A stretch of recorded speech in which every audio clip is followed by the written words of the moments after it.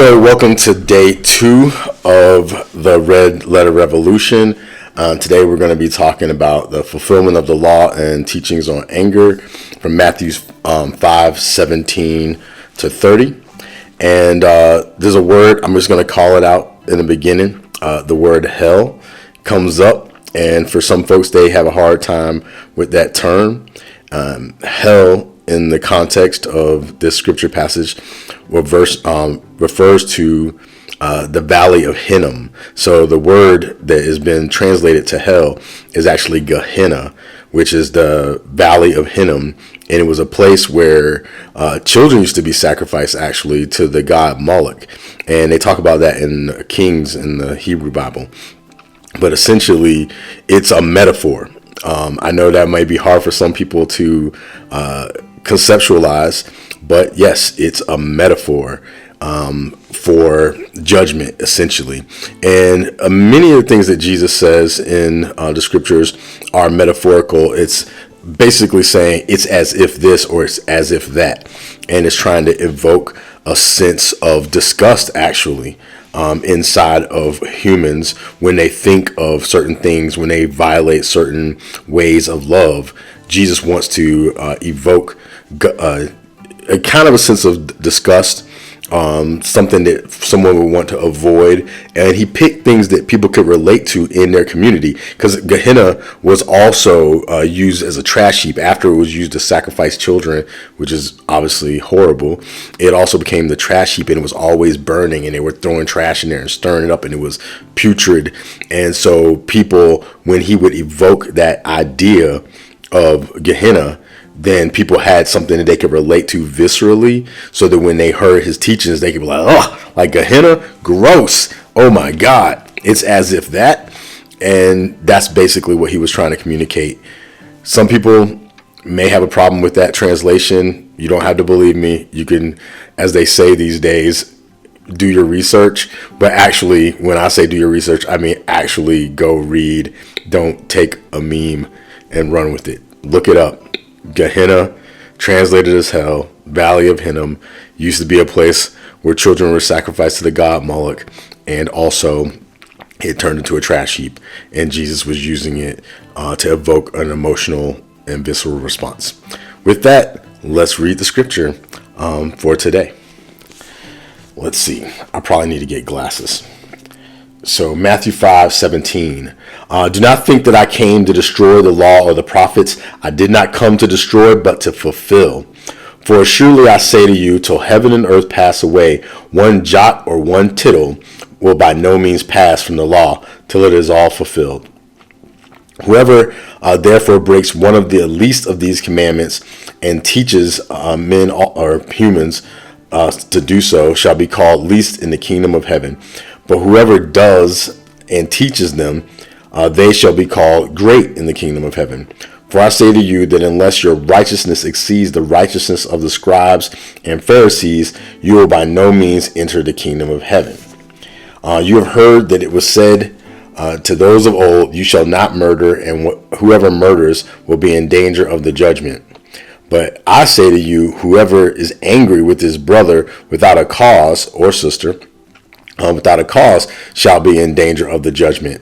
And whoever says to his brother, Raka, shall be in danger of the council. But whoever says, you fool, shall be in danger of the hellfire. Therefore, if you bring your gift to the altar, and there remember that your brother or sister has something against you, leave your gift there before the altar and go your way. First, be reconciled to your brother or sister, and then come and offer your gift. Agree with your adversary quickly while you are on the way with them, lest your adversary deliver you to the judge hand you over to the officer, and you be thrown into prison. Assuredly, I say to you, you will by no means get out of there till you have paid the last penny. Let's see. You have heard that it was said to those of old, you shall not commit adultery. But I say to you that whosoever looks at a woman to lust for her has already committed adultery with her in his heart. And we can flip that around the other way too. If your right eye causes you to sin, pluck it out and cast it from you. For it is more profitable for you that one of your members perish than for your whole body to be cast into hell. And if your right hand causes you to sin, cut it off and cast it from you. For it is more profitable for you that one of your members perish than your whole body be cast into hell. Yeah, I know, right? Kind of tough. But here's the point that I think many of us miss. One of the reasons why Jesus used these extreme examples was to point out just how tough it is to live a perfect life. And that's going to come up later in the scriptures, but how tough it is. And many of us judge other people and say, oh, well, they did this or they did that, or I do this or I do that. And we think that we're good as compared to someone else. And what Jesus is showing us by making the law seemingly extreme, that even your thoughts, which every deed that is unjust starts with a thought. So even your thoughts matter. And so Jesus is teaching us how to be mindful of the thoughts that we entertain in our consciousness, the ways that we look at the world, the things that we reflect on, the things that we give our time and energy and emotional dedication to, because those things will cause us to suffer and cause others to suffer with us. And often we do that because of attachments. And so he used the metaphor of your body, like it's better for your eye to be plucked out and thrown away. We're kind of attached to our bodies, or your hand. You're attached to your hand. It seems to be a part of you. And if you have some parts that you are connected to that cause you to function in a way that is not consistent with the loving person that you may claim to be or want to be, or that, Jesus or God is calling you to be, then metaphorically speaking, it's better to lose those attachments and to live from that place of divine grace and intelligence than to go the way of the flesh, so to speak. And we may talk about flesh again in the future. That's a word, sarx, S-A-R-X. You can look that up as well. And it also is kind of like I wouldn't say it's a metaphor per se, but the idea of sarx goes deeper than just flesh. It's almost like just a way of being in the world. I'm kind of having a loss for words on this particular term.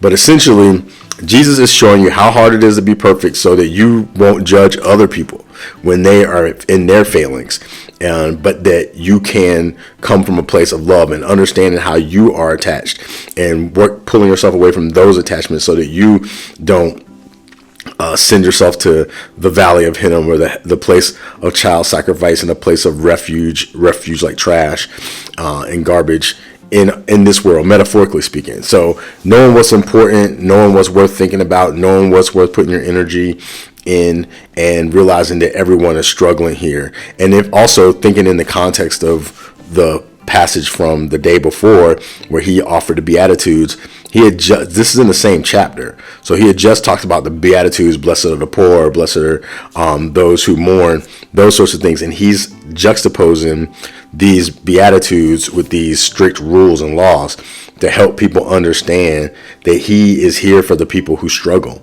and that he knows how hard it is. And for those who think we're perfect and think we got it all figured out, that we have to be mindful that it's very difficult for us to be at that highest standard, and that we have to be very, very mindful of where we put our attention. So I'm not going to make this a whole sermon. It's already getting kind of long.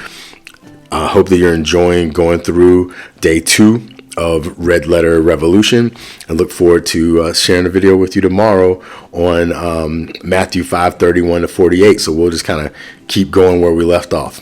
Thanks.